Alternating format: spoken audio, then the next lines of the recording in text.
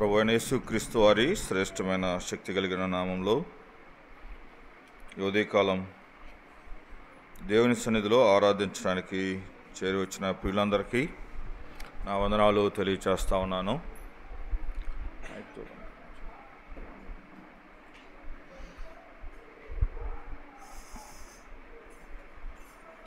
Hello, పర్లేదు, వదిలేస్తారు.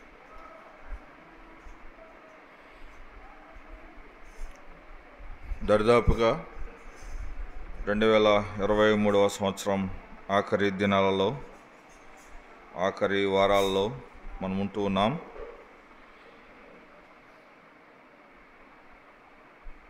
ఈ దినాల్లో ప్రభు మరి మనతో చాలా విషయాలు, చాలామంది దేవుని బిడ్డలను ఇక్కడ నిలుపుకొని ఎంతో చక్కని వర్తమానాలు దేవుడు మన జీవితాల్లో అందిస్తూ వచ్చారు.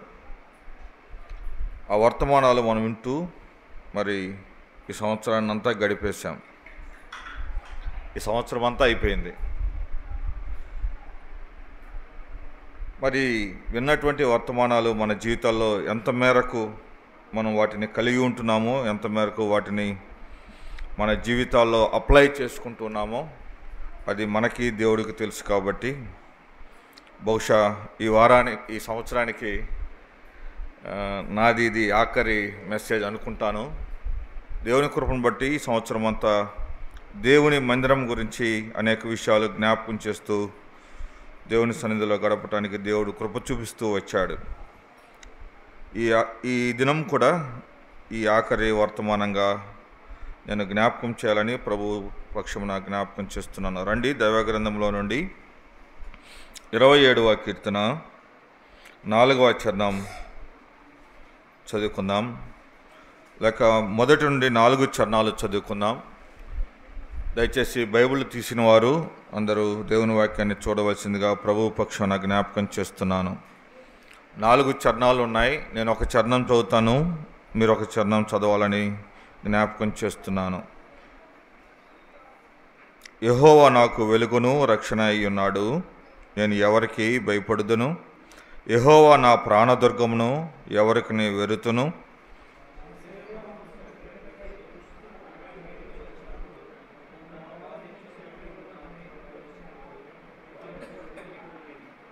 మూడవ చరణం చదువుతున్నాను. నాతో యుద్ధము చేయుటకు దండు దిగినను నా హృదయము భయపడదు. నా మీదకి యుద్ధము రేగినను దీనిలో నేను ధైర్యము విడువకుందును. 4వ చరణం. దాన్ని నేను వెదకుచున్నాను. యెహోవా ప్రసన్నతను చూచుటకును ఆయన ఆలయంలో ధ్యానించుటకును నా జీవిత కాలం అంతా నేను యెహోవా మందిరంలో నివసింపగోరుచున్నాను. దేవుడు ఇచ్చిన తలంపులు మనందరి విడికిలో దీవించును గాక. చిన్న మాట ప్రార్థన చేస్తాను. దేవానికి స్తోత్రాలు చెల్లిస్తున్నాను. ప్రభువా, దేవా, మీ స్వరక్తం ఇచ్చి సంపాదించిన సంఘంలో నీ ప్రియబిడ్డలుగా నీ సన్నిధిలో చేరి ఉండగా నేను కనికరించమని కోరుకుంటున్నాను. దయ చూపించమని వేడుకుంటున్నాను. వాక్యమై ఉన్న మీరే మాతో మాట్లాడితే ప్రయోజనం. మీ మాటల్లో శక్తి ఉంది. మీ మాటల్లో ప్రభానైనా మా జీవితానికి కావలసినటువంటి పరమార్థం ఉంది. ప్రభా, కనికరించండి. సంవత్సరం అంతా కాపాడుతూ వచ్చారు. ఆఖరి దినాలలో, ఆఖరి వారాలలో మేము ఉంటుండగా దేవా, మరి నీ మాటలతో మేము నింపబడుతుండగా ఆ మాటలు మా జీవితాలలో ప్రయోజనకరంగా, దిద్దుబాటుకరంగా, నీకు మహిమకరంగా అవి ఉండటానికి సహాయం చేయమని వేడుకుంటున్నాను. నిలవబడిన నేను అయోగ్యుడను, మాట్లాడటకు చేతగాని వాడిని కనికరించండి. కేవలము ప్రభా నీ నోటి బూరుగా మాత్రమే వాడుకోమని నీ చేతులకు అప్పగిస్తున్నాను. ప్రభా, మందిరంలో చేరి వచ్చిన ప్రియులందరిని బట్టి నీకు స్తోత్రాలు. వారందరూ ప్రభా నైనా నీ మాటల కోసం వేగిరపడుతుండగా, ఆశపడుతుండగా, ఆశ కలిగిన ప్రాణాన్ని ఉదయకాలం మీరు తృప్తిపరిచి సమాధానంతో ఇక్కడి నుండి వెళ్ళగలగటానికి సహాయం చేయమని క్రీస్తు నామమున ప్రార్థించి వేడుకుంటున్నాము తండ్రి, ఆమేన్. ప్రియులారా, మరి గత కొన్ని దినాల నుండి ఈ 4వ చరణంలో కొన్ని విశేషమైన సంగతులను మనం జ్ఞాపకం చేసుకుంటూ ఉన్నాం. ఆయా రకాలుగా దేవుడు మరి మనతో మాట్లాడుతూ వచ్చినటువంటి సందర్భాలు ఎన్నో మనం ఎరుగుదుము. అయితే ఉదయకాలం ఒక ప్రత్యేకమైనటువంటి మాటను మీ ముందుకు తీసుకురావాలని ఆశపడుతూ ఉన్నాను. దావీదు అనుభవాలు, దావీదు జీవితం, దావీదు యొక్క భక్తి, దావీదు యొక్క ఆశ, దావీదు యొక్క ప్రయాసను చాలా పర్యాయాలు మనం ధ్యానం చేసుకున్నాం, చాలా పర్యాయాలు జ్ఞాపకం చేసుకున్నాం. అయితే ఈ ఉదయకాలంలో ఒక విశేషమైన మాట మీ ముందుకు తీసుకురావాలని నేను కోరుకుంటున్నాను. 4వ చరణం ఆఖరి పంక్తిలో ఒక మాట మనకు కనబడుతూ ఉంది. చూడండి. నా జీవిత కాలమంతయు నేను యెహోవా మందిరంలో నివసింప గోరుచున్నాను. దావీదు తన జీవిత కాలం, అప్పటి వరకు ఎంతకాలం ఉన్నాడో ఇక్కడ స్పష్టం చేయబడలేదు, కానీ ఇప్పుడు వరకు జీవించిన జీవితకాలం అది ఒక ప్రక్కన పెడితే ముందున్నటువంటి భవిష్యత్తు జీవితకాలం, ఆయన ఎంతకాలం ఉండాలని ఆశపడుతున్నాడో అంతకాలము దేవుని మందిరావరణంలో ఉండాలని మరి తను ఇష్టపడుతున్నట్లుగా మనము దైవ గ్రంథంలో జ్ఞాపకం చేసుకుంటా ఉన్నాం. జీవితకాలము అంటే ఏంటి? ఎప్పుడు వరకు జీవితకాలం అంటాం? జీవితకాలం అని మనం ఎలాగో అర్థం చేసుకోగలుగుతాం. రండి ఒక మాట చదువుకుందాం. 23వ కీర్తన 6వ చరణం చదువుదాం రండి. దేన్ని జీవితకాలం అంటాం? 23వ కీర్తన 6వ చరణం చదువుదాం. చదవండి. 23వ కీర్తన 6వ చరణం. నేను బ్రతుకు దినములన్నీ కృపాక్షేమములే నా వెంట వచ్చును, చిరకాలము యెహోవా మందిరంలో నేను నివాసము చేసేదను. జీవితకాలము అంటే భక్తుని యొక్క బ్రతుకు దినాలు అనే మాటను జ్ఞాపకం చేస్తున్నాడు. ఎప్పుడు వరకు అంటే జీవితకాలం అంటే బ్రతికినన్ని దినాలు. ఎంతకాలం బ్రతుకుతామో తెలియదు. అదే మాట కిందలో ఉంది, చిరకాలము అన్నాడు మరలా. అంటే ఉన్నటువంటి చివరి దినాలు, చివరి కాలం, ఉన్నటువంటి పరిస్థితులు, ఉన్నటువంటి దినాలు, ఎంత దినాలు ఉన్నాయో నాకు తెలియదు, కానీ నేను ఎంతకాలం అయితే బ్రతుకుతానో, నా జీవితం ఈ భూమి మీద ఇంక ఎంతకాలం ఉంటుందో నాకు తెలియదు. I don't know what is my life. ఎందుకంటే అకార్డింగ్ ఫర్ దేవుని వాక్యం ప్రకారం మనం ఆలోచన చేస్తే దేవుడు అంటున్నాడు, అది నేను పెట్టిన ఆయువు కదా, నీ ఆయుష్ నేను పెట్టిన ఆయువు. రెండవ మాటను మనం ఆలోచన చేస్తే అది నా స్వాధీనంలో ఉంది అన్నాడు కదా. ఇంకా ఆలోచన చేస్తే మన జీవితకాలం ఎలాంటిది అంటే, మనం ఎలాంటి వారం అంటే రేపు అనేటువంటి దాని గురించి ఆలోచన చేయం, చింతపడవలసినటువంటి అక్కరలేదు. రేపు నీది కాదు అన్నాడు. రేపేమి సంభవించునో ఎవరు ఎరుగుదురు, ఎవరికి తెలుసు? We don't know. అయితే ఈ భక్తుని జీవితంలో, దావీదు జీవితంలో, దావీదు కలిగినటువంటి అనుభవంలో ఒక మాట ఆలోచన చేద్దాం. అయ్యా, రేపేంటో నా బ్రతుకు నాకు తెలియదు, కానీ రేపేంటో నా బ్రతుకు, రేపేంటో నా జీవితం, రేపేంటో నా ప్లానింగ్, రేపేంటో నా ప్రీ ప్లానింగ్, రేపేంటో నాకున్నటువంటి post phone planning, I don't know, నాకు తెలియదులే. కానీ నేను గంట బ్రతకని, 4 గంటలు బ్రతకని, 1 దినం బ్రతకని, ఎన్ని దినాలు నేను బ్రతికితే, ఎంత సమయం నేను బ్రతికితే అదే నా జీవితకాలం అన్నాడు. ఆలోచన చేద్దాం. చాలామంది భక్తులు మనల్ని వెడలి వెళ్ళిపోయారు, చాలామంది పెద్దలు మనల్ని వెడలి వెళ్ళిపోయారు, చాలామంది కుటుంబీకులు మనల్ని వదిలి వెళ్ళిపోయారు, చాలామంది సంఘ సభ్యులు మనల్ని వదిలి వెళ్ళిపోయారు. దేవుడు వారికి ఇచ్చినటువంటి ఆయుష్ అది, దేవుడు వారికి ఇచ్చినటువంటి పరిమాణం, లేకపోతే దినాలు అవి. అయితే ఇక్కడ భక్తుని జీవితంలో, దావీదు జీవితంలో, దావీదులో ఉన్నటువంటి ఆలోచన విధానాన్ని నీవు నేను అర్థం చేసుకోకపోతే నీ జీవితం నా జీవితం ఏంటో మనకి కూడా అర్థం కాదు. అయ్యా, నా బ్రతుకు దినాలు చాలు అంటున్నాడు. ఆ బ్రతుకు దినాలనే అక్కడ 6వ చరణం ఆఖరి భాగంలో అన్నాడు, అది చిరకాలమే అన్నాడు. ఎంతకాలం అంటే అది చిరకాలం. అసలు ఇంకా దైవ గ్రంథంలో తీనక్కర్లేదులే, కానీ దైవ గ్రంథంలో మనం జ్ఞాపకం చేసుకుంటే, అయ్యా నా ఆయుష్ ఎంత చేసావంట? బెత్తెడంత చేసి ఉన్నావు. ఎంతంట? ఎంత చేశాడట? బెత్తెడంత. నేను చాలాసార్లు ఆలోచిస్తాను, దేవుడు ఎందుకు బెత్తెడు అనే మాటను ఉపయోగించాడు, లేకపోతే భక్తుడు ఎందుకు బెత్తుడు అనే మాటను ఆలోచన చేశాడు అని ఆలోచన చేస్తే దైవ గ్రంథంలో ఇంకొక మాట నాకు గుర్తొస్తూ ఉంది. అధిక బలం ఉన్న ఎడల, చెప్పండి ఎంత ఎంత ఎంత 80 70? 80. సరే ఇలాగంటాను, బెత్తుడు అంటే 4 ఏళ్ళేగా. మీరు అర్థం చేసుకోవటం కోసం జ్ఞాపకం చేస్తున్నాను. బెత్తుడు అంటే ఎంత? ఈ 4 ఏళ్ళు జ్ఞాపకం చేసుకోండి. 20 సంవత్సరాలు 20 సంవత్సరాలు 20 సంవత్సరాలు 20 సంవత్సరాలు ఎంతైంది? 80 సంవత్సరాలు అయిందా? మొదటి 20 సంవత్సరాలు నీ చదువులు, నీ జీవితం, ఇక ఆ కష్టం, అది వర్ణనాతీతం. రెండో 20 సంవత్సరాలు సంసారం, కుటుంబం, జరగాల్సిందంతా జరిగిపోయింది. తర్వాత ఆయాసము, దుఃఖము. 40 అయిపోయిన తర్వాత ఏంది పరిస్థితి? షుగర్లు, బీపీలు. చెప్పండి, చెప్పాలి. మరి బయట ఉండే వాళ్ళు బాగా నవ్వుతున్నారు, బాగా కనెక్ట్ అయినట్టుంది. ఆయాసము, దుఃఖము. ఇది ఒకవేళ ఈ 60 సంవత్సరాలు కూడా దాటిని, ఇంకెన్ని సంవత్సరాలు ఉన్నాయి? ఇంక 20 సంవత్సరాలు ఉన్నాయి. ఇంక 20 సంవత్సరాలు నువ్వేం చేయగలుగుతావు? నేను నడవలేనంటావు, నేను కూర్చోలేనంటావు, పరిగెత్తలేనంటావు, తినలేనంటావు కదా. అన్ని భయాందోళనతో కలిగినటువంటి జీవితం. ఇది మనిషి జీవితం. దేవుడు బెత్తెడంతగా చేశాడు. అయితే చెప్పబడటానికి అధిక బలం ఉన్న ఎడల అనే మాట మనం అక్కడ జ్ఞాపకం చేసుకోవాలి.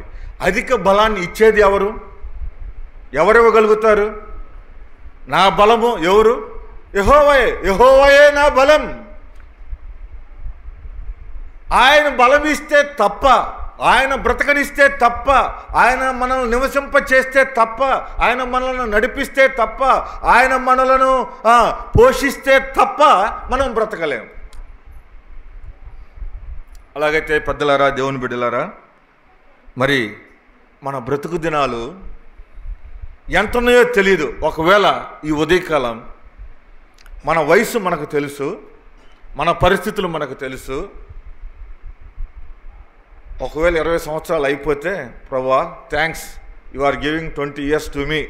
నాకు 20 సంవత్సరాలు లైఫ్ ఇచ్చావు, థ్యాంక్స్. ఇంకా ఒకవేళ నీ వాక్య ప్రకారం ఇంకెన్ని సంవత్సరాల లైఫ్ ఉంది? చెప్పండి. అధిక బలం, దేవుని కృప, దేవుని సన్నిధి నీకు నాకు తోడుగా ఉంటే, అధిక బలం ఉంటే ఇంకొక 60 సంవత్సరాలు ఒకవేళ నీవు నాకు ఇస్తే, ఇప్పుడు నువ్వు కోరుకోవాల్సిన మాట ఏంటి? ఏం కోరుకోవాలా? నీ మందిరంలో 40 years అయిపోయిందా? 60 years అయిపోయిందా? 80 years అయిపోయిందా? పాత నిబంధన గ్రంథంలో అయితే చాలామంది ఎక్కువ సంవత్సరాలు బ్రతికినటువంటి అనుభవాలు మనం చూస్తాం. కొంతమంది దేవునితో నడిచి వెళ్ళిన అనుభవాలు కూడా చూస్తాం కదా. హనోకు దేవునితో నడిచెను. అతని దినాలు, అతని పరిస్థితులు భూమి మీద ఉన్నంతకాలం ఉన్నాయిలే, కానీ అతను చనిపోలేదు, అతను కొనిపోబడెను. హెబ్రీ పత్రికలో ఆయన గురించి రాయబడుతూ వచ్చింది. అతడు కొనిపోబడక మునుపు అతడు దేవునికి ఇష్టుడై ఉండెను. అలాగైతే సోదరులారా, పెద్దలారా, జ్ఞాపకం చేస్తున్నాను, మన దినాలు గతించిపోయిన నీడవలే కనబడుతున్నాయి. మన బ్రతుకు దినాలు గతించిపోతూ ఉన్నాయిలే, కానీ ముందున్నటువంటి దినాలు, ముందున్నటువంటి భవిష్యత్తు, ఎన్ని దినాలు ఏ పరిస్థితిలో నీవు నేను ఉంటామో తెలియదులే, కానీ ఒక మాట జ్ఞాపకం చేస్తాను. ఏంటి అంటే, భక్తుడు అంటున్నాడు, అయ్యా నా చిరకాలము, నా దినాలు నేను నీ మందిరావరణంలో, నీ సన్నిధిలో, నీ ఎదుట, యెహోవా మందిరంలో నేను చిరకాలము బ్రతకటానికి, ధ్యానించటానికి, అయ్యా నీ ఎదుట నేను ఉండటానికి నేను ఇష్టపడుతున్నాను ప్రభువా అని జ్ఞాపకం చేస్తున్నాను. అలాగైతే ఒక మాట ఇలాగ చెప్పనివ్వండి. ఎవరుంటారు దేవుని మందిరంలో? ఎవరెవరు వస్తారు దేవుని మందిరానికి? ఏమైనా తారతమ్యం ఉందా? ఏమైనా వ్యత్యాసం ఉందా? ఒక మాట చదువుకుందాం రండి. లూకా సువార్త,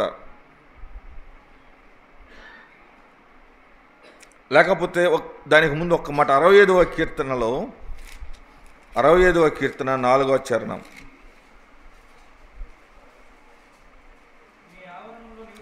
నీ ఆవరణంలో నివసించినట్లు నీవు ఏర్పరచుకొని చేర్చుకునేవాడు ధన్యుడు.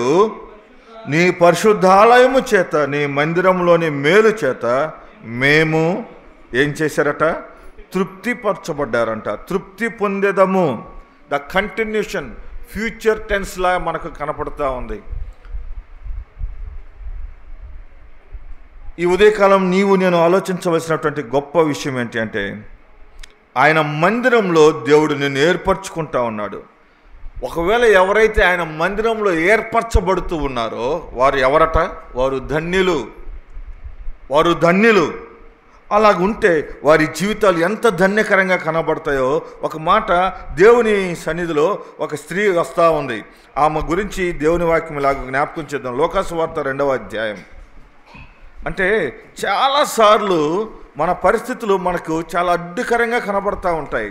చాలాసార్లు దేవుని సన్నిధిలో ఉండటానికి మనం ఉన్న స్థితిగతులు మనం చిన్న చూపు చూసుకుంటూ ఉంటాం. కానీ దేవుని వాక్యం అలా సెలవివ్వట్లేదు.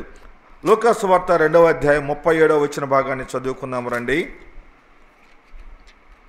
లోకాసువార్త 2వ అధ్యాయం 37వ వచనాన్ని చదువుతాను. 84 సంవత్సరములో విధవరాలయ్యుండి దేవాలయమును విడువక ఉపవాస ప్రార్థనలతో రేయింబగులు ఏమి చేస్తుందంట? ఆమె ఏమి చేస్తుందంట? సేవ చేయుచుండెను. ఆ మాట జ్ఞాపకం చేసుకోండి. ఆఖరి మాట జ్ఞాపకం చేసుకోండి. ఆమె వయసు ఎంత? 84.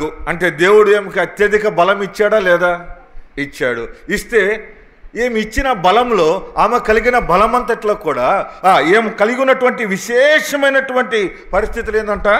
దేవాలయమును విడువక, దేవుని సన్నిధిని విడువక, మందిరాన్ని విడువక, దేవుని యొక్క వాక్కును విడువక, దేవుని సహవాసాన్ని విడువక, ఆమె చేస్తున్న ప్రయాస, ఆమె పడుతున్నటువంటి ప్రయాస, ఆమె చేస్తున్నటువంటి ప్రయాసను దేవుడు ఏమైనా జ్ఞాపకం చేశాడంటే ఆమె సేవ చేయుచుండెను. సోదరుడా, సోదరి, 84 సంవత్సరాల పెద్ద ఆవిడ, 84 సంవత్సరాల వయసు కలిగిన ఆవిడ. వాస్తవానికి ఆమె పరిస్థితి చూస్తే అక్కడ వ్రాయబడింది, ఒక్క మాటలో జ్ఞాపకం చేయబడింది. ఆమె ఎవరట? విధవరాలు. ఆమెకి సపోర్ట్ చేసేవారు ఎవరు లేరు. ఆమెను పోషించేవారు ఎవరు లేరు. ఆమెకి ఆహారం పెట్టేవాళ్ళు ఎవరు లేరు. ఆమెకు ఎవరు సహాయం చేసేవారు లేరు. కానీ వాటన్నిటిని చూసి ఆమె కృంగిపోలేదు. వాటన్నిటిని చూసి ఆమె బాధపడలేదు. అయ్యా నాకు రెక్కాడితే కానీ డొక్కాడలేదని పనికి మాలిన సాకులు చెప్పట్లేదు. అన్నమాట ప్రభు పాదాల వైపు, ప్రభు సన్నిధిలో, ప్రభు సేవలో ఆమె ఉంటా ఉందంట. ఆమె సేవ చేస్తున్న పనిని నేను ఇక్కడ జ్ఞాపకం చేయాలని నేను ఆశపడుతున్నాను. దేవాలయంను విడువక చెప్పండి ఏం చేస్తుందంట? 84 సంవత్సరముల వయసులో కూడా ఏం చేస్తుందేమా? ఉపవాసం చేస్తూ ఉంది. దేవుని కోసం నిష్ఠ కలిగి బ్రతుకుతుంది. దేవుని కోసం నిష్ఠగా బ్రతకటానికి ఇష్టపడుతూ ఉంది. ఈ దినాల్లో నేను కించపరచట్లేదులే కానీ జ్ఞాపకం చేస్తాను. చాలాసార్లు నవ్వొస్తూ ఉంటుంది నాకు మన సంఘాల్లో జరిగే ఉపవాస ప్రార్థనలో. నేను తప్పుగా అంటలేదు, దయచేసి అర్థం చేసుకోండి అంతే. పేరుకు ఉపవాసం, పొద్దున్న నుంచి సాయంత్రం మధ్యాహ్నం దాకా 4 గంటలకి 5 గంటలకి ఏం భోజనం పెడతాము చెప్పండి? మంచి విందు భోజనం కదా, ప్రేరేపించబడిన కొలది. దాన్ని నేను తప్పంటలేదులే కానీ ఒక మాట జ్ఞాపకం చేస్తాను. నీవు ఉపవాసంతో ఉండి నిష్ఠతో ప్రభు దగ్గర ఉన్నావే, అది చాలా ఇంపార్టెంట్. ఉపవాసంతో ప్రభు దగ్గర దేని గురించి ఎలాగో నువ్వు మనవి చేసుకోవటానికి, ఎలాగో అర్థించడానికి, ఎలాగో ప్రార్థన చేయటానికి, ఎలాగో ప్రభువుని నువ్వు జ్ఞాపకం చేసుకోవటానికి, ఎలాగో ఆయన్ని అడగటానికి ఇష్టపడుతున్నావో, ప్రభువా నాకు అవన్నీ ముఖ్యమో కాదు, ఇదిగో నీ ఎదుట నేను ఉన్న జీవితం ముఖ్యం అని ఎలాగైతే తను సేవ చేయటానికి ఇష్టపడుతుందో, that is very very important. అదే లూకా సువార్తలో మరొక భక్తుడు కూడా ఉన్నాడు. చూడండి, 2వ అధ్యాయం చదువుతున్నాను, 25వ వచనం చదువుతున్నాను. లూకా సువార్త 2వ అధ్యాయం. ఆమె స్త్రీ, ఈయన పురుషుడు. ఈయన గురించి ఒక మాట జ్ఞాపకం చేస్తున్నానికి, యెరూషలేమునందు సిమియోను అని ఒక మనుషుడు ఉండెను. అతడు నీతిమంతుడును భక్తిపరుడునై ఉండి ఇశ్రాయేలు యొక్క ఆదరణ కొరకు కనిపెట్టువాడు, పరిశుద్ధాత్మ అతని మీద ఉండెను. అతడు ప్రభు యొక్క క్రీస్తును చూడక మునుపు మరణము పొందడని అతనికి పరిశుద్ధాత్మ చేత బయలుపరచబడి ఉండెను. ఆత్మవశుడై, చెప్పండి, అతడు ఎక్కడికి వస్తున్నాడట? అతడు ఎక్కడికి వస్తున్నాడు? దేవాలయంలోనికి వచ్చుచుండాను. ఓ పురుషులుగా మనము, స్త్రీలుగా మనము, మన జీవితాలలో, మన సంఘాలలో మనం ఉండవలసిన స్థితి, మనం ఉండవలసిన పరిస్థితులు జ్ఞాపకం చేసుకుందాం. అదే కాలం అతనికి ఆశ ఉంది, అతనికి ఆశ ఉంది. స్త్రీకి ప్రయాస ఉంది, పురుషుడికి ఆశ ఉంది. ఏంది ఆ పురుషుడి ఆశ అంటే, ఏంది సిమియోని ఆశ అంటే, నేను ఆ ప్రభుని చూడాలి, ఆ సుందరుడైన ప్రభు, ఆ విమోచకుడైన ప్రభు, ఆ పరిశుద్ధుడైన ప్రభు, ఆయన నేను చూడాలి, నా కళ్ళారా చూడాలి. ఆశ కలిగి ఆయన మందిరానికి వస్తా ఉన్నాడు. సోదరులారా, దేవుని బిడ్డలారా, మందిరానికి నువ్వు ఏ ఆశతో వస్తున్నావు?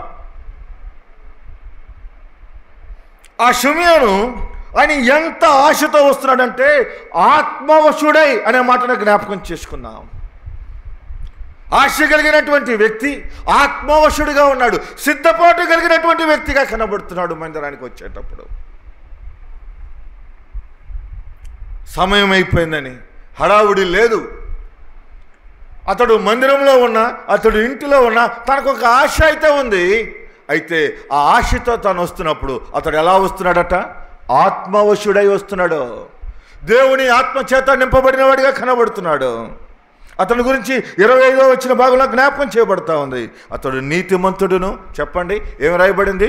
భక్తి పరుడునై ఉండి అన్నాడు. 3వ మాట చూస్తున్నాను, ఆదరణ కొరకు కనిపెట్టేటువంటి వ్యక్తిగా కనబడుతున్నాడు. సహోదరుడ, సహోదరి, అంత్యదినాల్లో అపాయకరమైన పరిస్థితుల్లో మనం ఉంటా ఉన్నాం.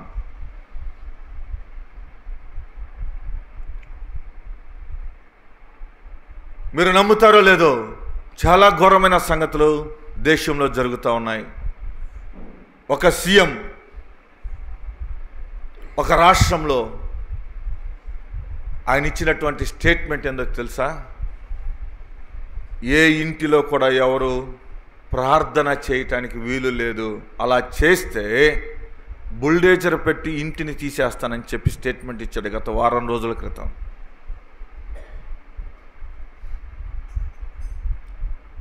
నా రాష్ట్రంలో అలాగ ఉండటానికి వీల్లేదు అంటున్నాడు అతను.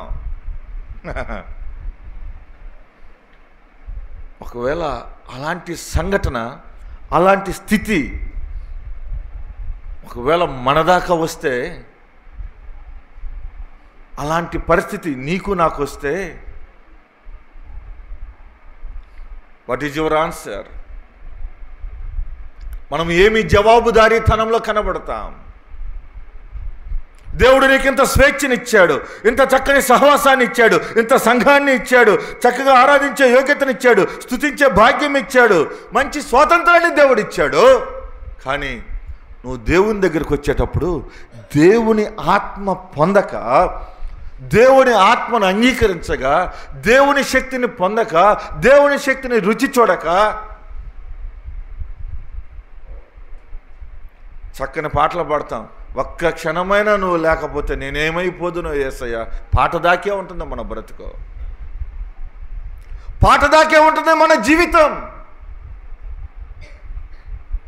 ఉదయకాలం ఆలోచించమని కోరుతున్నాను. షిమియోను ఇశ్రాయేల్ అందరి ఆదరణ కోసం కనిపెట్టేటువంటి ఒక విశేషమైన వ్యక్తిగా కనబడుతున్నాడు. అతడు దేవాలయానికి ఆత్మవశుడై వస్తూ ఉన్నాడు. నేను అంటాను, మన సంఘంలో, మన మందిరంలో, మన కుటుంబాలలో, మన గ్రామంలో అందరి ఆదరణ కోసం కనిపెట్టే అనుభవంలో మనం ఉన్నామా?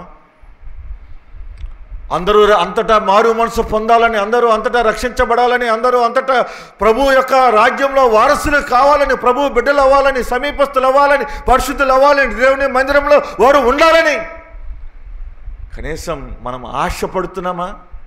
మనకు చాలే, మన కుటుంబం చాలే, మన ఇళ్ళు చాలలే, మన మందిరము చాలే అని మనం అనుకుంటే జాగ్రత్త సుమా. దేవుని వాక్యం ఒక మాట తెలియచేస్తూ ఉంది. మేలు చేయనెరిగి ఉండి, చెప్పండి, చేయకపోట ఏంటి చెప్పండి? వాక్యంలో మాటలనే నేను జ్ఞాపకం చేస్తున్నాను. మేలు చేయనెరిగి ఉండి చేయకుండాట అది పాపం, అది దోషం. ఆ పాపము నీ జీవితంలో, నా జీవితంలో ఎంతగా రూల్ చేస్తుందో దేవుడు అంటున్నాడు, నిన్ను అలాగుండటానికి కాదు నేను పిలిచింది. నేను నీకు ఇచ్చిన ఆదరణ, నేను నీకు ఇచ్చినటువంటి విశ్వాసం, నేను నీకు ఇచ్చినటువంటి రక్షణ అనేకులకు పరిచయం చేయాలి. మత్తయి సువార్త ఆఖరి అధ్యాయంలో ఉన్నాడు, అందరూ అంతటా మారు మనసు పొందాలి. షిమియోను మారు మనసు కోసం, షిమియోను ఇశ్రాయేలు అందరి ఆదరణ కోసం అతడు ఆత్మవశుడు అవుతున్నాడు. అయితే మందిరానికి వచ్చే నీవు నేను సంవత్సరం దినాలన్నీ కూడా, సంవత్సరంలో ఉన్న ఆదివారాలు, శుక్రవారాలు, శనివారాలు, ప్రతిరోజు దేవుని సన్నిధి అనగానే మనము ఆ అనుభవంలో, ఆ జీవితంలో, ఆ స్థితిగతుల్లో ఉండటానికి మనం ఇష్టపడితే, సోదరుడా, సోదరి, పెద్దలారా, కుటుంబీకులారా, ఎంతగా మన సంఘాలు, ఎంతగా మన కుటుంబాలు, ఎంతగా మన ఆత్మీయ జీవితాలు, ఎంతగా మన సొసైటీ, ఎంతగా మన గ్రామాలు అభివృద్ధి చెందుతాయో ఆలోచించమని ప్రభువు పక్షంలో నేను జ్ఞాపకం చేస్తున్నాను. ఉదయకాలం ఆలోచించండి. అలాగైతే వీరు ఎంత ధన్యులో ఆ మాటను జ్ఞాపకం చేస్తున్నాను. 64వ కీర్తన మనం చదువుకున్నాం కదా, 65వ కీర్తన 4వ చరణం, యెహోవా మందిరంలో ఉంటే వారు కలిగి ఉండే ధన్యత. ఆ విధవరాలు దేవుని మందిరంలో పరిచర్య చేస్తూ ఏ జీవితంలో ఉంది? ఇప్పుడు ఆలోచన చేయి. ధన్యకరమైన జీవితంలో ఉంది. షిమియోను ఆయన దేవుని సన్నిధిలో, దేవుని సన్నిధికి వస్తూ ఆయన ఎంత ధన్యకరమైనగా కనబడుతున్నాడో ఆలోచన చేయమని ప్రభు పక్షంలో నేను కోరుతున్నాను. అలాగైతే ప్రియులారా, దేవుని బిడ్డలారా, ఈ ఉదయకాలం నా పరిస్థితి కూడా ఆలోచన చేయాలని ప్రభు పక్షంలో కోరుతున్నాను. రండి, కీర్తన గ్రంథంలో ఒక మాటను జ్ఞాపకం చేసుకుందాం. కీర్తన గ్రంథం 8వ కీర్తన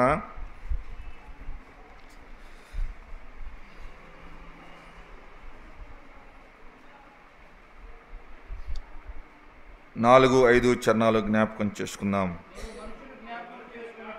నీవు మనుషుని జ్ఞాపకము చేసుకున్నటకు వాడే పాటివాడు, నీవు నరపుత్రుని దర్శించుటకు వాడే పాటివాడు,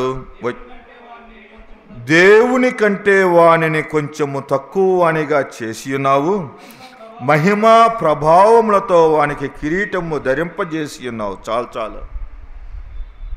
ఒక మాట ఇలాగ చదువుతున్నాను చూడండి. ఒకవేళ మనుష్యుడు అన్న దగ్గర నీ పేరు పెట్టుకొని లేకపోతే నా పేరు పెట్టుకొని చదివితే ఒక్కటే మనకు అర్థమవుతుంది. ఏమని? అయ్యా, నీవు ఈ తిమోతిని జ్ఞాపకము చేసుకున్నటకు ఈ మనిషి, ఈ తిమోతి ఏ పాటి వాడు? అంతలో ఆవిరి అయిపోయే ఆవిరి వంటి వాడు, గడ్డి పువ్వు వంటి వాడు, నీటి బుడగ లాంటి వాడు. నిన్నటి దినాన ఒక వీడియో నాకు వచ్చింది. ఒక కుటుంబం ఒక రెస్టారెంట్కి వెళ్ళింది, ఒక హోటల్కి వెళ్ళింది. చక్కగా అందరూ కూర్చున్నారు, కాఫీ ఆర్డర్ చేశారు.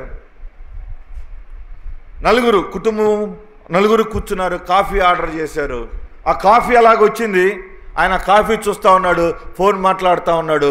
ఆ ఫోను జారిపోయింది, మనిషి అలాగే జారిపోయి ఆ కాఫీ మీద పడిపోయాడు.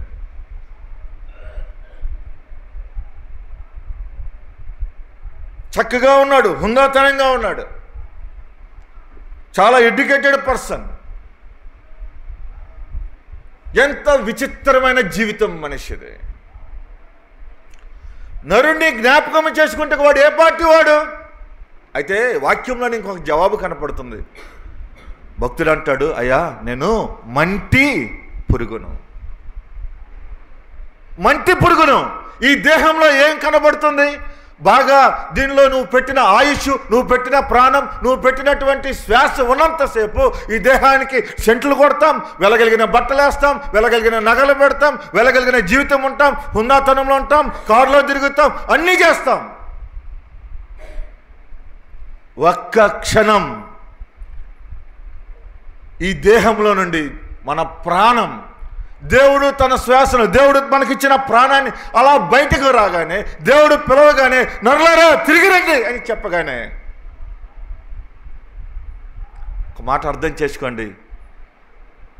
పేరు ప్రఖ్యాతుల ఊరిలో కదా గొప్ప గొప్ప డిగ్రీలు కలిగిన ఈ జీవితం, ఈ బ్రతుకు, ఈ స్థితి, ఈ దేహం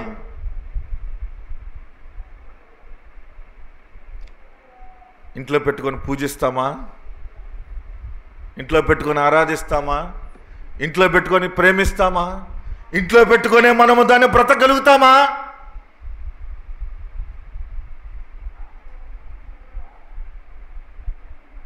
ఇంట్లో శవం ఉండగానే, లేక ఆ నిర్జీవమైనటువంటి ఆ శరీరం ఉండగానే అందరూ అంటారు, ఇంకా వాసన వస్తుంది, తీసేద్దామంటారు.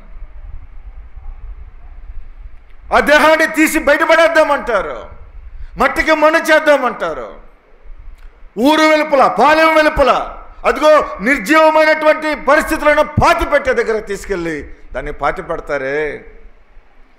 ఈ దౌర్భాగ్యమైన శరీరం, ఈ దౌర్భాగ్యమైన పరిస్థితులు లోకంలో ఉన్నంతకాలం శరీరాశ, నేత్రాశ, జీవపు డమ్మంతో నిండిన ఈ దౌర్భాగ్యమైన శరీరం, దేవుడు అంటున్నాడు, నరపుత్రుడిని జ్ఞాపకం చేసుకుంటూ వాడు ఏ పార్టీ వాడయ్యా? భక్తుడు జ్ఞాపకం చేస్తున్నాడు దావీదు. ఏముంది నేను జ్ఞాపకం చేసుకుంటావు? దేవుడు అంటున్నాడు, కాదు కాదు, నిన్ను మంటి పురిగే, కానీ ఆ మంటిని నా చేతులతో నేను తయారు చేశాను. My self only designed for your self.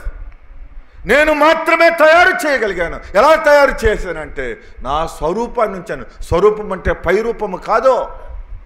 ఇది నాలో ప్రభువైన యేసుక్రీస్తు వారు పుట్టారు.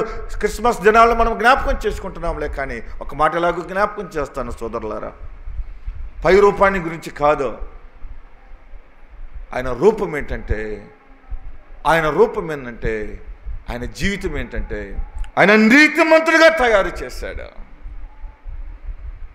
ఆయన పరిశుద్ధుడిగా తయారు చేశాడు, ఆయన గొప్ప వ్యక్తిగా తయారు చేశాడు, ఆయన మనసుని ఇచ్చాడు, ఆయన ఆలోచనలు ఇచ్చాడు, అన్నిటినీ ఆయన ఇచ్చాడు. ఇచ్చి ఆదామా ఆదామా ఇదిగో you can rule the world, ఈ ప్రపంచాన్ని నువ్వు వేలు అన్నాడు. అంటూ చెప్పాడు, నేను ఇచ్చాను జీవితాన్ని, ఏలమన్నాను, పరిస్థితిని ఇచ్చాను. అయితే నువ్వు చేయవలసిన పరిస్థితి ఏందో తెలుసా? నేను మనసు ఎలాగుందో, నేను ఏది మంచి అని చెప్తున్నాను అదే చెయ్యి అన్నాడు.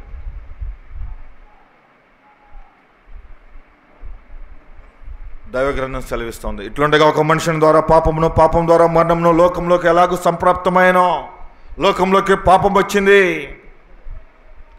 పాపం మనిషిలోకి వచ్చేసింది. ఆ మనిషి ఆ పాపాన్ని ఎలాగైతే అందరిలోకి తీసుకురావటానికి హారిజన్ అయ్యాడో, దేవుడు దాన్ని తీసివేయటానికి ఏకైక వ్యక్తి అయ్యాడు. అలాగనే ఒక మనిషి వచ్చాడు, శరీరధారిగా వచ్చాడు, ఆదరణకర్తగా వచ్చాడు, ఆలోచనకర్త, ఆదరణ కలిగినటువంటి వ్యక్తిగా ఆయన వచ్చాడు. ఆయన ప్రభువైన యేసుక్రీస్తుని జ్ఞాపకం చేస్తున్నాడు. సిమియోను అంటున్నాడు, అయ్యా నేను ఆదరణ కోసం కనిపెడుతున్నాను అంటే దేవుడు ఎవరిని పంపించాడట? ఆయనకు ఆదరణకర్త అనే పేరు ఇచ్చాడు, ప్రభువైన యేసుక్రీస్తు వారికి.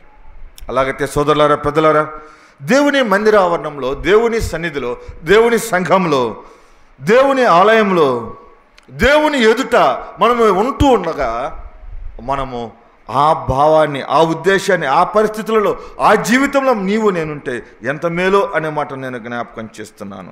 61వ కీర్తనకు రండి. 61వ కీర్తన 6వ వచనం నుండి నేను ఆఖరి వచనం వరకు లేక 6వ వచనం చదువుతున్నాను, లేక 4 నుంచి చదువుదాం చూడండి, 3 నుంచి చదువుతాను చూడండి. నీవు నాకు ఆశ్రయంగా నుంటివి, శత్రువుల ఎదుట బలమైన కోటగా నుంటివి. యుగ యుగములో నేను నీ గుడారంలో నివసించెదను, నీ రెక్కల చాటున దాగుకొందును. దేవా, నీవు నా మొక్కుబడులను అంగీకరించి ఉన్నావు. నీ నామమునందు భయభక్తులు గల వారి స్వాస్థ్యము నీవు నాకు అనుగ్రహించి ఉన్నావు. 6వ వచనం చదువుతున్నాను చూడండి. రాజునకు దీర్ఘాయువు కలుగజేయుదువు గాక, అతని సంవత్సరములు తరతరములుండునుగాక. దేవుని సన్నిధిని అతడు నిరంతరము నివసించునుగాక.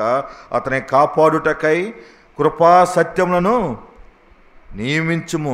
దినదినము నా మొక్కుబడులు నేను చెల్లించినట్లు నీ నామమును నిత్యము కీర్తించెదను అన్నాడు భక్తుడు. దావీదు హృదయంలో, దావీదు ఆలోచనలో, దావీదు ఉద్దేశంలో, దావీదులో ఉన్నటువంటి విశేషమైన గుణాన్ని జ్ఞాపకం చేసుకుందాం ఈ ఉదయకాలం.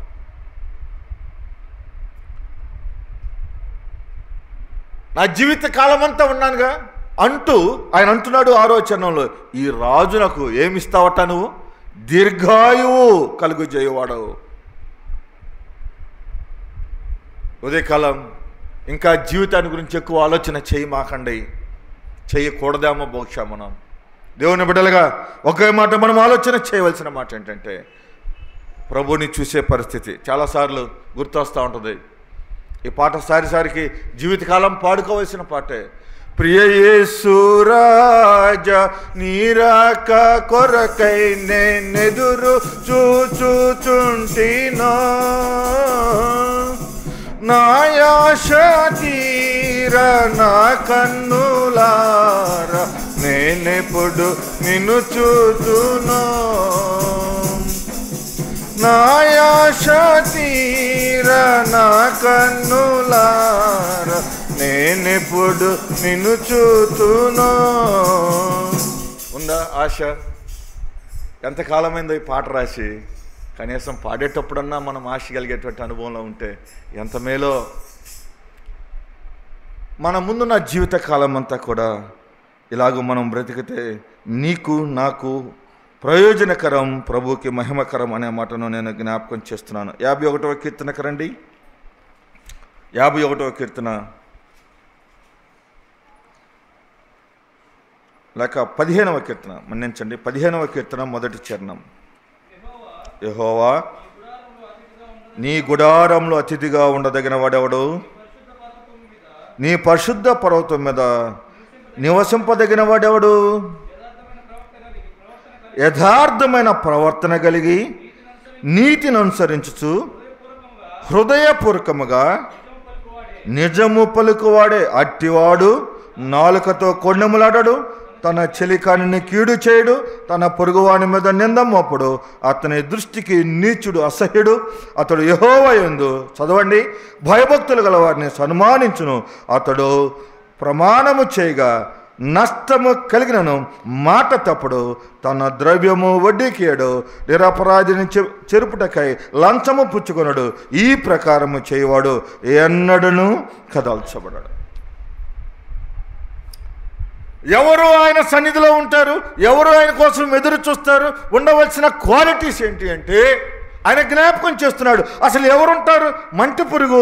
అసలు ఇతన్ని జ్ఞాపకం చేసుకుంటకు నేనే పాటి వాడిని అన్న దావీదు అంటున్నాడు, అయ్యా నువ్వు నన్ను జ్ఞాపకం చేసుకుంటున్నావులే, కానీ నీ ఇంటిలో, నీ సన్నిధిలో, నీ మందిరంలో, నీ సహవాసంలో, నీ ఎదుట నేను అతిథిగా ఉండటానికి నాలో భాగ్యం ఏముంది, నాలో యోగ్యత ఏముంది అని నేను బేరీజు వేసుకుంటుండగా, అని నేను పరీక్షించుకుంటుండగా, అని నన్ను నేను చూసుకుంటూ ఉంటే, అయ్యా నా క్వాలిటీస్ నాకు ఇష్టం లేదులే, కానీ నీ క్వాలిటీస్ నాలో ఉంటే అది నీ ఇంటిలో ఉండటానికి ఇష్టం. ఒక మాట ఎలాగో సెలవిస్తాను చూడండి, ఒక మాట ఎలాగో జ్ఞాపకం చేస్తాను. మనం ఎవరన్నా అతిథుల ఇంటికి వెళితే మనం మన ఇంట్లో ఉన్నట్టుగా ఉంటామా, లేకపోతే ఆ ఇంట్లోకి వెళ్ళి మనము ఆ మర్యాద చొప్పున నడుచుకుంటామా? ఆలోచన చేద్దాం. మనం ఒక గృహానికో, ఒక ప్రదేశానికో, ఒక స్థితికో మనం వెళితే, మన కాడి దగ్గరికి మనం వెళ్తే మనం ఎలాగుంటాం? వాడిని బట్టి వాడిలాగా మర్యాదగా ఎంత హానర్గా మనం ఉంటామో, దేవుడి సన్నిధికి వచ్చేటప్పుడు కూడా ఇది దేవుని ఇల్లు, ఇది దేవుని మందిరం, ఇది దేవుని సంఘం. దేవుని దగ్గరికి వచ్చేటప్పుడు నువ్వు దేవుని బిడ్డగా, దేవుని వ్యక్తిగా, దేవుడు నిన్ను రక్షించినట్టుగా, దేవుడు నిన్ను జ్ఞాపకం చేసుకుని నువ్వు దేవుని సొత్తైన ప్రజగా, దేవుడికి సమీపస్తుడిగా నీవు వస్తే దేవుడు నిన్ను అలాగే చూస్తాడు. మనం మురికి గుడ్డలతో మనం వేరే వాళ్ళ ఇంటికి వెళ్ళామనుకోండి, వాళ్ళు మనల్ని ఎలా చూస్తారు? ఎలాగ అర్థం చేసుకుంటారు? లేకపోతే మనం ఇష్టం వచ్చినట్టుగా ఆడకెళ్ళి ఉన్నామనుకోండి, వారు కూడా అలాగే బిహేవ్ చేస్తారు కదా. ఇంగ్లీష్లో ఒక చక్కని ప్రోవర్బ్ ఉంటుంది, గివ్ రెస్పెక్ట్, టేక్ రెస్పెక్ట్. మనం వారికి ఇచ్చేటువంటి రెస్పెక్ట్ ఎలాగుంటుందో వారు కూడా మనకు అలాగే ఇస్తారు. మనం ఎంత అగ్లీగా ఉంటే, ఎంత అయోగ్యంగా ఉంటే, ఎంత అపవిత్రంగా ఉంటే వాళ్ళు కూడా మనల్ని అలాగే చూస్తారు. కానీ దేవుడు అంటున్నాడు, నేను మిమ్మల్ని అలా చూడలేదు, ఆ పరిస్థితులంతా కొట్టివేశాను. ఎఫెసీ పత్రిక 2లో జ్ఞాపకం చేయబడినట్లుగా 2వ అధ్యాయంలో మనం జ్ఞాపకం చేస్తున్నాం. పాపంలో చేతను, అపరాధంలో చేతను చచ్చిన స్థితిలో ఉన్నాం.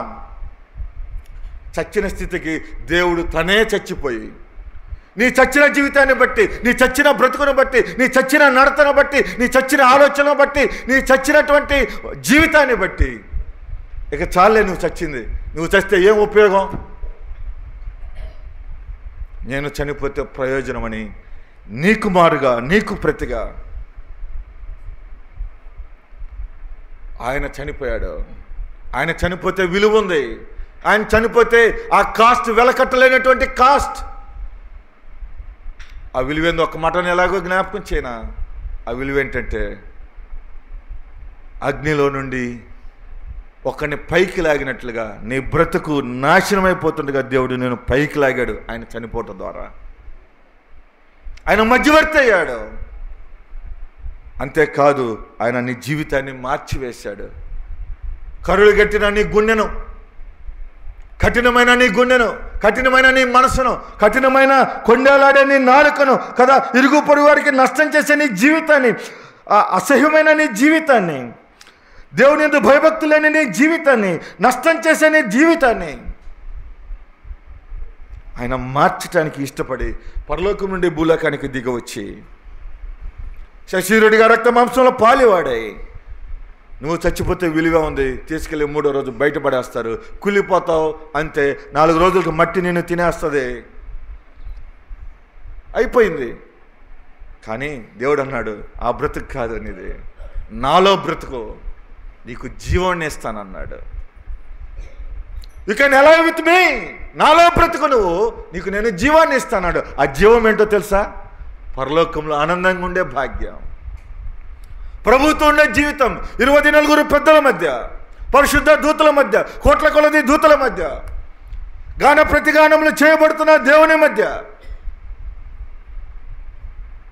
ఆ గొర్రెపిల్ల వివాహోత్సవంలో, ఆ గొర్రెపిల్ల ముందు నీవు నేను ఎలాగుంటామో తెలుసా? ప్రకటన గ్రంథంలో ఎలాగో రాయబడుతూ వచ్చింది, తీయటానికి సమయం లేదు. కానీ అక్కడ పండ్లు కొరుకుట లేదు, అక్కడ ఏం లేదట, కన్నీరు లేదు, ప్రతి బాష్ప బిందువు తుడిచివేయబడింది. అక్కడ చిమ్మట కొట్టుట లేదు, అక్కడ బాధ లేదు, అక్కడ నష్టం లేదు, అక్కడ మోకాలు నొప్పులు అసలుకే లేవు. 84 ఏళ్ల స్త్రీ సంఘంలో ఎలాగో పరిచర్య చేస్తుందో, సేవ చేస్తుందో, అక్కడ నువ్వు ప్రభు ఎదుట ఉంటూ ఉండగా ఆనందంతోనే, ఆత్మీయతతోనే, ఆ గొప్ప సహవాసంతో, ఆ పరిస్థితితోనే నువ్వు నింపబడి ఆ ప్రభువుని ఆయన జ్ఞాపకం చేసుకుంటూ ఆయన స్తుతిస్తూ గాన ప్రతిగానములు చేస్తూ ఉంటావు. అందుకు ఆ మంటి పురుగుని దేవుడు జ్ఞాపకం చేసుకుని ఆ జీవితం ఇవ్వటం కోసం ఒకప్పుడు జీవితాన్ని ఇచ్చాడులే, దాన్ని పోగొట్టుకున్నాం. We are lost our lives. మనం పోగొట్టుకున్నటువంటి ఆ జీవితాన్ని తిరిగి ఆయన ప్రసాదించి ఇప్పుడు ఆయనతో కూడా ఉండే భాగ్యాన్ని ఇచ్చాడు. అందుకే అన్నాడు, నేనే మార్గమును సత్యమును జీవమునై ఉన్నాను తప్ప, నా ద్వారా తప్ప ఎవరు పరలోక రాజ్యానికి వారసులు కానేరు. సోదరుడా, సోదరి, పెద్దలారా, దేవుని బిడ్డలారా, దేవుని మందిరంలో, దేవుని సన్నిధిలో, దేవుని ఇంటిలో, దేవుని దగ్గర, దేవునిలో మనం ఉండేటువంటి గొప్ప భాగ్యం. చాలాసార్లు అక్షరార్థమైన మందిరాన్ని మీరు అనుకోవచ్చులే, కానీ కొత్త నిబంధనలో జ్ఞాపకం చేయబడిన మాట, నీ హృదయమే నా ఆలయం. ఆ ఆలయంలో, ఆ ఇంటిలో, ఆ మందిరంలో నీవు ఉండేటప్పుడు, ఆయన ఉంటున్నప్పుడు, ఆయనే నీ హృదయంలో నివసించటానికి, ఆయనే నీ మందిరంలో ఉండటానికి, ఆయనే నీ హృదయంలో ఆయన నివసిస్తూ ఉంటే నువ్వు ఎంత హానర్ చేయాలి, ఎంత గౌరవించాలి, ఎంత గౌరవప్రదమైన జీవితాన్ని నువ్వు గడపాలి.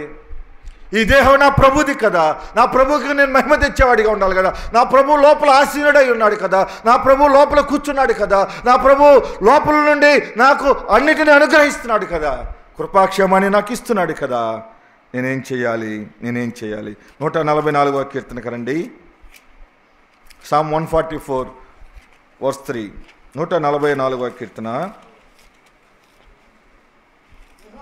యెహోవా వారు ఏ పాటి వారు?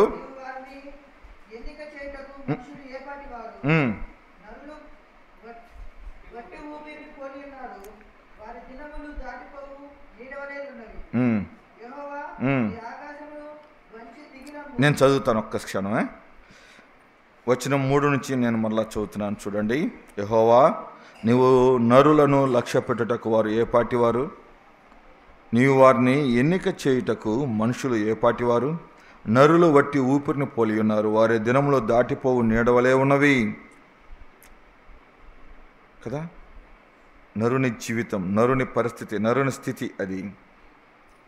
అలాగైతే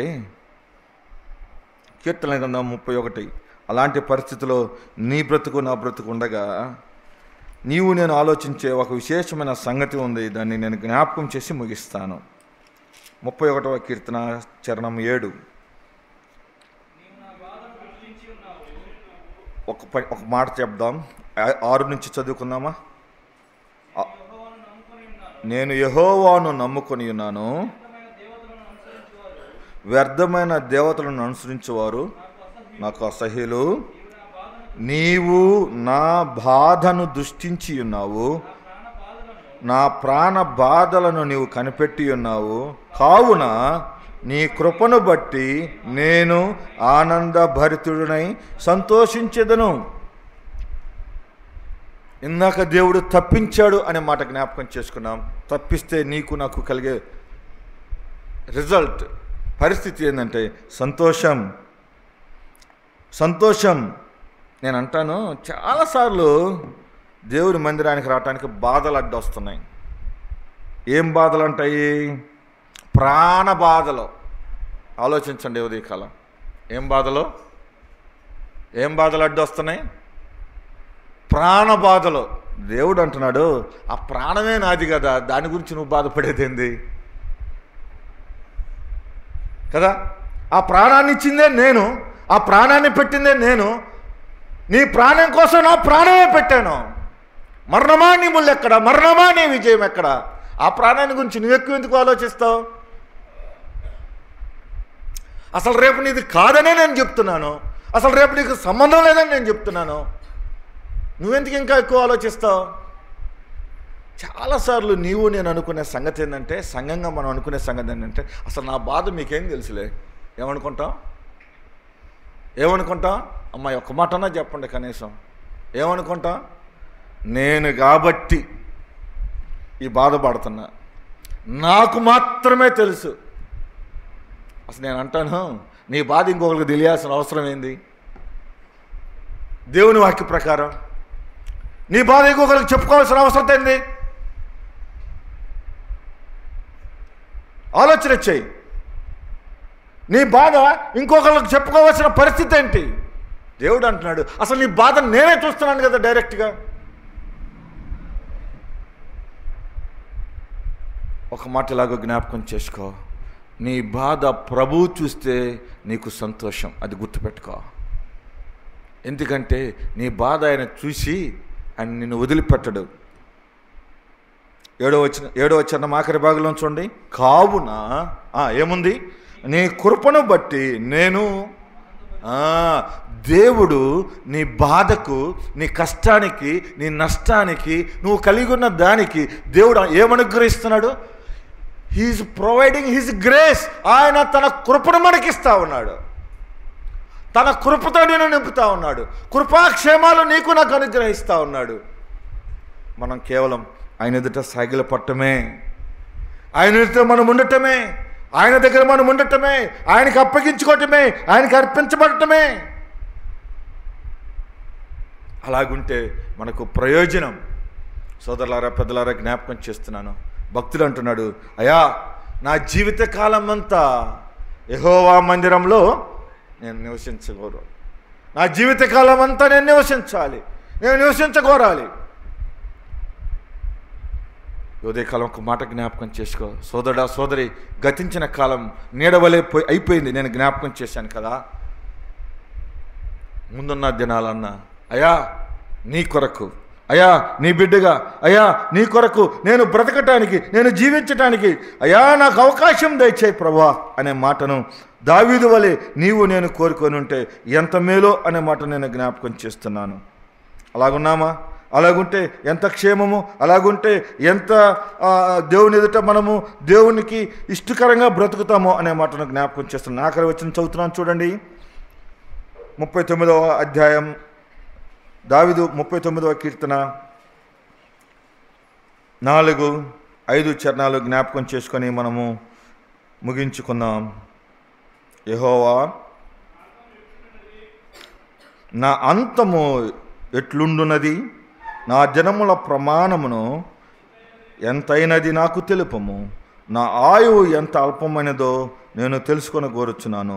నా దినముల పరిమాణము నీవు బెత్తెడంతగా చేసి ఉన్నావు.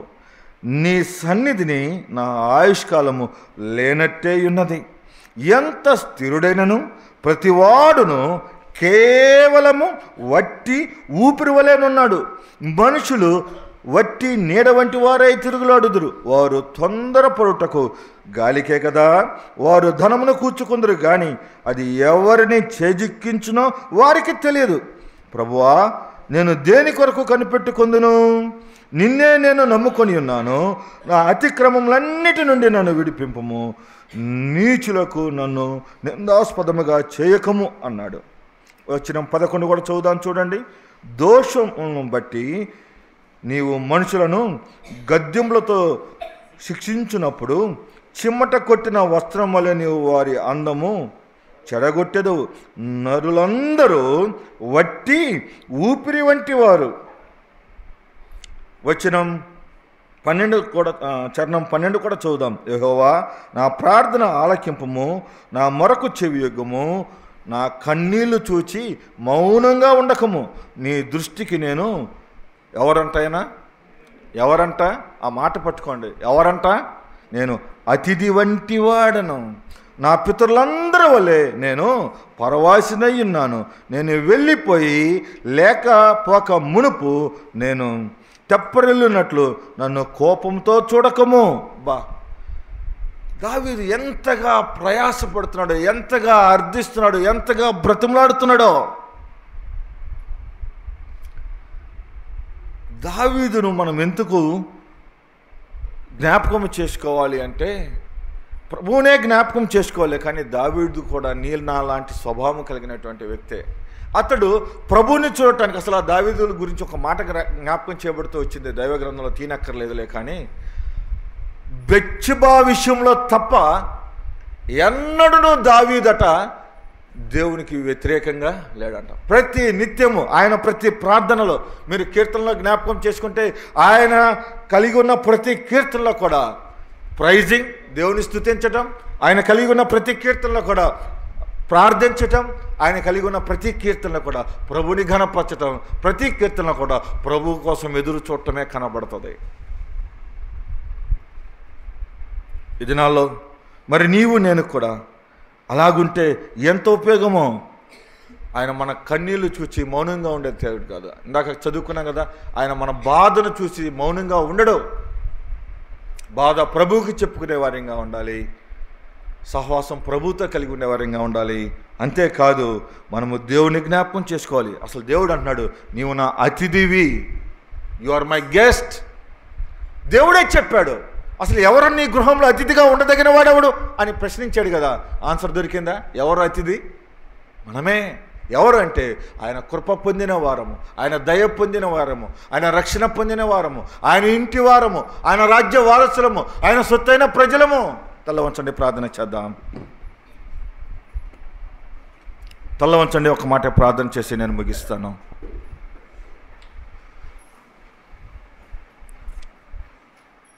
మనం విన్నన్ని ప్రసంగాలు ఎవరు విన్నారో లేదో తెలియదు.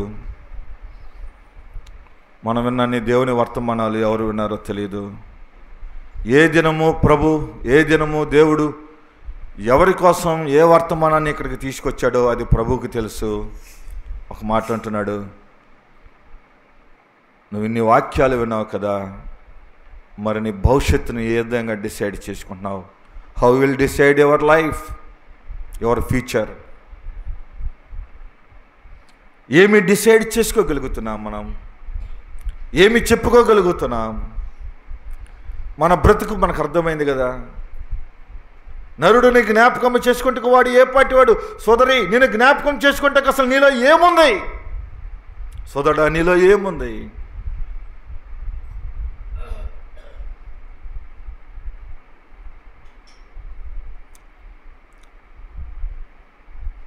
కొండెములాడే నాలుక, అబద్ధములు పలికే పెదాలు, చెడిపోయిన హృదయం,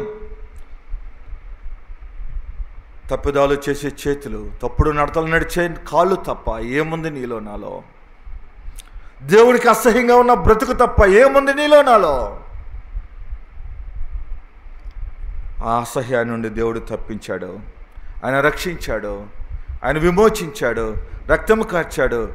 నీ ప్రాణానికి ఆయన ప్రాణం పెట్టి నీకు విలువను పెంచాడు, నీకు వాల్యూని ఇచ్చాడు. ఆయన అంటున్నాడు, నా సహవాసంలో ఉండు, నా సన్నిధిలో ఉండు, నా ఇంటిలో ఉండు, నేను నీతో కలిసి భోజనం చేస్తాను, నేను హృదయం నుండి తలుపున నుండి తట్టుచున్నాను, నా స్వరము విని నా మాట విని ఎవరైతే తలుపు తీస్తారో నేను వారి లోనికి వచ్చి సహవాసం చేసి భోజనం చేస్తాన్నాడు. అవకాశం ఇస్తావా?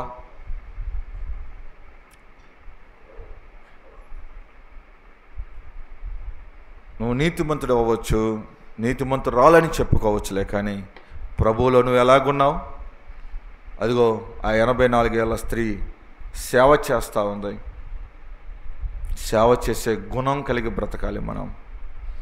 అదిగో ఆ షిమ్యోను ఆశ కలిగేవి ప్రభు ఆత్మచేత నింపబడినవాడుగా దేవుని సన్నిధికి వస్తూ ఉన్నాడు, కొనిపోబడతా ఉన్నాడు. మరి నీవు నేను దేవుని మందిరానికి, ఆయన మాటలు వినటానికి, ఆయన ఆత్మచేత నింపబడటానికి, ఆయన వాక్కుతో మనము బలపరచబడటానికి, బలమైన వారిగా మనము ఆయన చేయటానికి ఇష్టపడతా ఉంటే నువ్వు ఇంకా నేను బలహీనుడిని ఎంతకాలం బలహీనుడిగా ఉంటావు? మన్నించమని కోరవా ప్రభుని, క్షమించమని వేడుకోవా ప్రభుని. ప్రియ తండ్రి, నీకు స్తోత్రాలు వందనాలు చెల్లిస్తున్నాను. నా దేవుడిగా, నా రాజుగా, నా ప్రభుగా,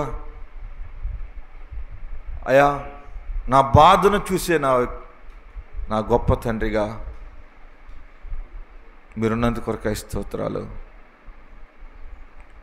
నా బాధల్లో నాకు నెమ్మది లేకపోవచ్చు, మా బాధల్లో మాకు నెమ్మది లేకపోవచ్చు, మా కుటుంబంలో నెమ్మది లేకపోవచ్చు, మా దేశంలో నెమ్మది లేకపోవచ్చు, కానీ ఆ నెమ్మది అనుగ్రహించడానికి నీ కృపతో మమ్మల్ని నింపుతూ వచ్చావు.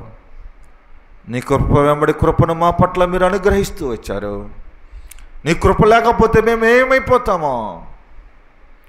అలాంటి బ్రతుకులో మేము ఉంటూ ఉండగా నీ కృపను మాకు తోడుగా ఇచ్చారు, నీ సమాధానాన్ని మాకు అనుగ్రహించారు. అసలు బాధలో సంతోషం కలుగ చేసే ఏకైక వ్యక్తి, ఏకైక దేవుడు నీవే అని జ్ఞాపకం చేసుకుంటూ ప్రభా నీ చేతులకు మమ్మల్ని అప్పగిస్తున్నాం. కృప చూపించండి. ఈ ఉదయకాలం నీ మాటలు విన్నాం. మా ముందున్న దినాలు ప్రభా నీ కొరకు బ్రతకటానికి, అయా నీ మందిరావరణంలో, నీ సన్నిధిలో, నీ సహవాసంలో నీ ఎదుట, నీ పాదపీఠం ఎదుట మేము ఉండటానికి కృప దయచేయమని వేడుకుంటున్నాం. సేవ చేసేవారిగా, ఎదురు చూసేవారిగా, ఆత్మతో నింపబడేవారిగా బ్రతకటానికి సహాయం చేయమని నీ చేతులకు అప్పగిస్తూ, ఈ ఉదయకాలం ఏ హృదయం, ఏ మనసు ఈ మందిరావరణంలో నీ వైపు చూసి ప్రభాలాగా ఉండటానికి ఇష్టపడుతుందో అటు వారిని జ్ఞాపకం చేసుకోమని, కుటుంబాలను జ్ఞాపకం చేసుకోమని చేతులకు అప్పగిస్తూ, ఈ సంవత్సరం అంతా మమ్మల్ని కాచి కాపాడి భద్రపరిచినందుకు వందనాలు చెల్లిస్తూ క్రీస్తునామమున ప్రార్థించి వేడుకుంటున్నాం తండ్రి. ఆమేన్.